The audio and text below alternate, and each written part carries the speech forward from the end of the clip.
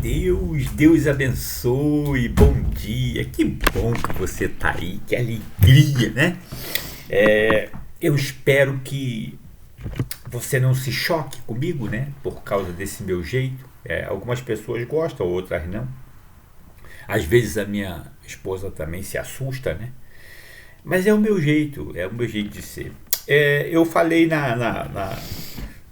ontem é, que a igreja de Éfeso ela era uma igreja composta por pessoas do mundo. Paulo pregou em Éfeso.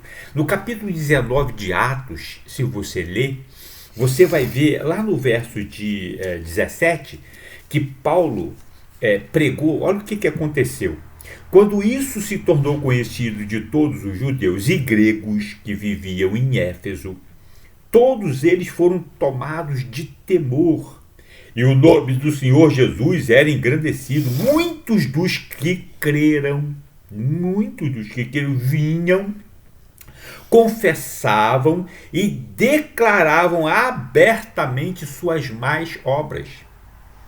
Grande número dos que tinham praticado o ocultismo reuniram seus livros de ocultismo e os queimaram em praça pública. Calculado o valor total, este chegou a 50.000 dracmas.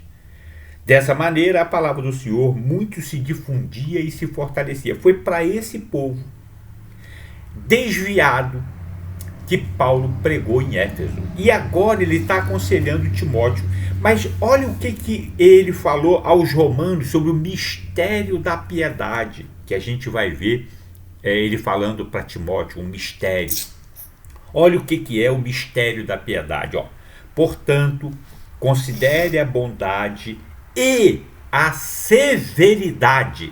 Bondade e severidade de Deus.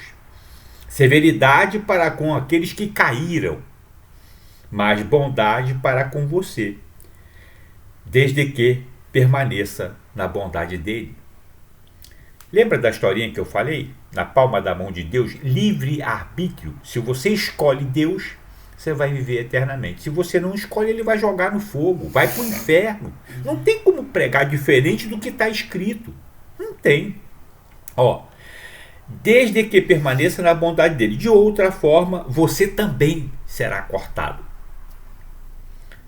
E quanto a eles, se não continuarem na incredulidade, serão enxertados, pois Deus é capaz de enxertá-los outra vez. Se você caiu, você pede misericórdia e Deus te perdoa.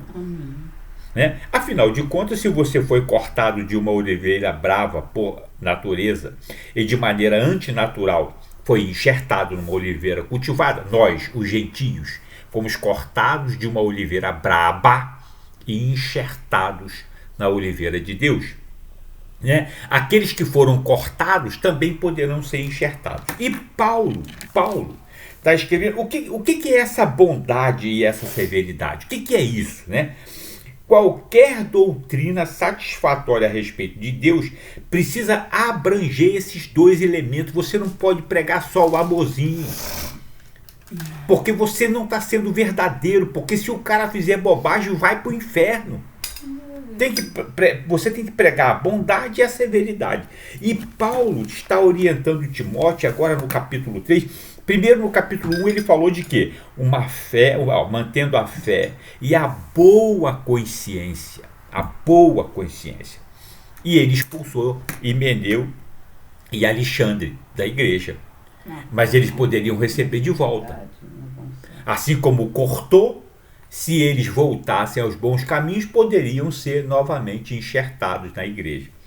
E Paulo está cuidando da igreja, está orientando Timóteo. E ele fala assim, bispos e diáconos. Esta afirmação é digna de confiança. Se alguém deseja ser bispo, deseja uma função nobre. É necessário, pois, que o bispo seja irrepreensível, marido de uma só mulher, moderado, sensato, respeitável, hospitaleiro e apto para ensinar. Não deve ser apegado ao vinho, nem violento, mas sim amável, pacífico e não apegado ao dinheiro. Ele deve governar bem sua própria família, tendo os filhos sujeitos a ele com toda dignidade. Pois, se alguém não sabe governar sua própria família, como poderá cuidar da igreja de Deus? Você já viu pessoas com filhos maravilhosos, cara, que de repente vai para a faculdade e se perde completamente? Para mim, Deus fechou a faculdade para acabar com aquela podridão que estava dentro das faculdades. As faculdades estavam empesteadas de promiscuidade, de droga, de tudo ali dentro, né? Cansamos de ver vídeos na internet sobre isso. E as igrejas também. Você já viu como é que as igrejas estavam parecendo casas do mundo? Não é verdade? Por quê? Porque foram pessoas que vieram de lá para cá e trouxeram, não se limparam daquelas coisas. Então ele está dizendo aqui, ó, que o cara que quer ser bispo, que está na igreja, que quer ser bispo, ele tem que ter uma vida irrepreensível, né? Aí ele fala assim, ó, não pode ser recém-convertido.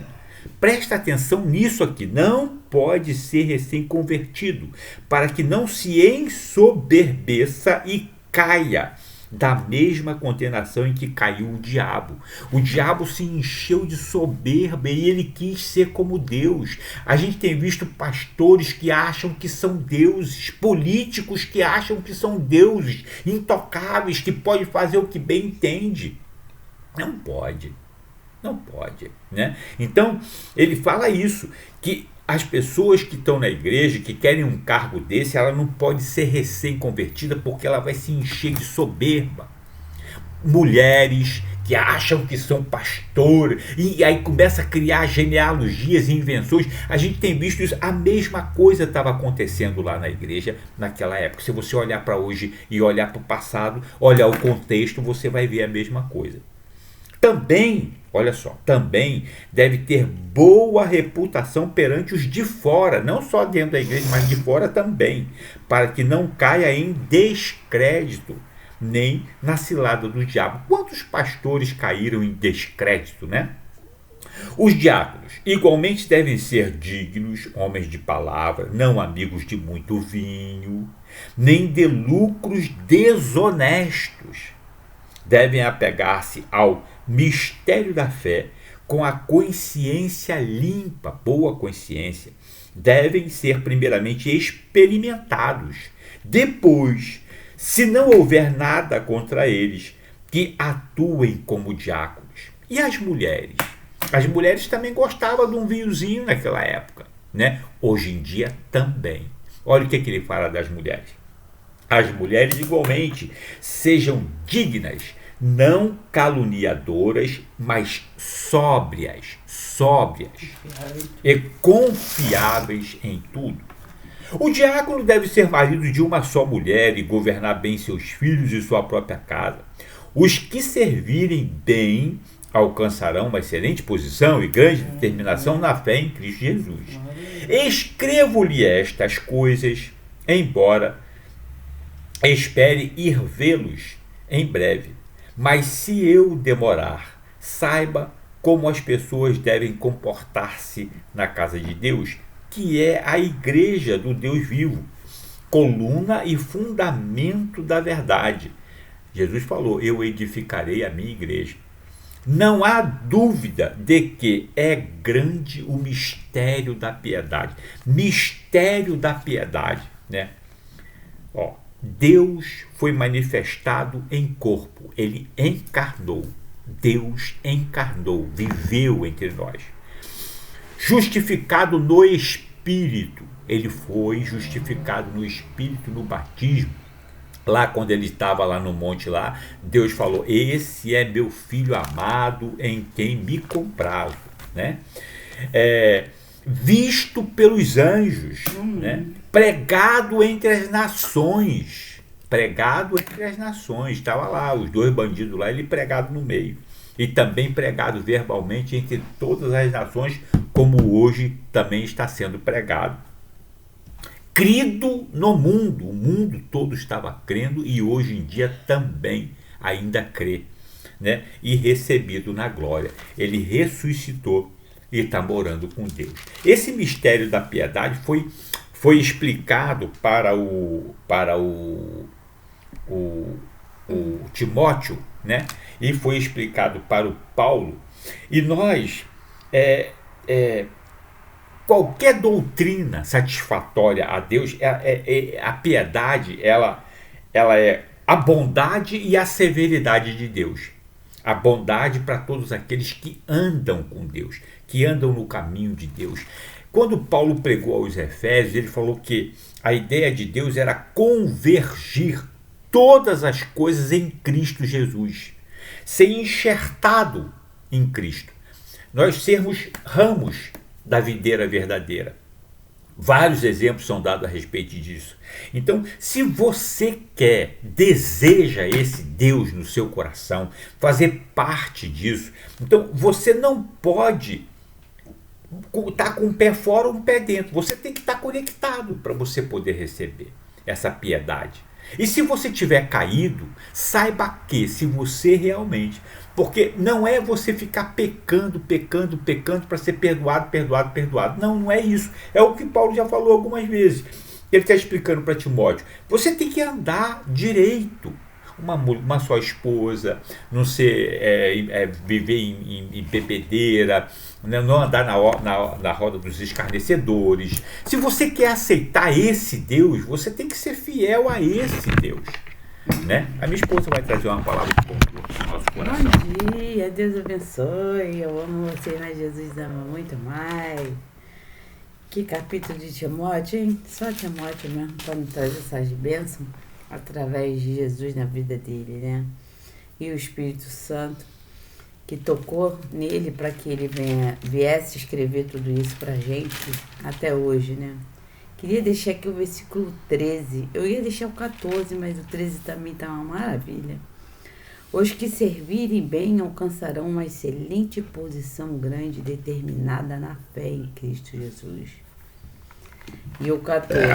Escrevo estas coisas, embora espere ir vê-lo em breve, mas se eu demorar, saiba como as pessoas devem comportar-se na casa de Deus, que é a igreja de Deus vivo, coluna e fundamento da verdade. Não há dúvida que é grande o ministério da piedade. Deus foi manifestado no corpo, justificado no Espírito, visto pelos anjos, pregado entre as nações, crido em tudo, recebido na glória.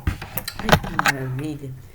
Deus deu o seu único Filho unigênito para poder a gente ter vida e vida em abundância. Esse aqui é o apelo que eu faço todos os dias na minha vida pela manhã, para aqueles que quiserem aceitar Jesus como seu único suficiente Salvador, que não desperdice a oportunidade, que um dia Deus alcançou a minha vida, pode alcançar a sua também, para que você possa fazer parte desse corpo de Cristo maravilhoso. E o Senhor fala que no mundo tereis aflições, mas tenha bom ânimo, eu venci o mundo, vocês vencerão também. A gente com Deus, a gente é muito melhor. Ele nos fortifica, Ele nos ensina a santificar, Ele nos ensina o amor, nos ensina tanta coisa maravilhosa, que ensina para mim e vai ensinar para vocês também. Que o Espírito Santo possa dar entendimento, discernimento. E aqueles que quiserem aceitar Jesus como seu único suficiente Salvador, levanta suas mãozinhas, fala: Senhor, escreva meu nome no livro da vida. Que eu possa, Pai, ser um seu filho, um pensamento de Cristo, a mente de Cristo. Só me lava, Pai, me alimenta com a Tua palavra.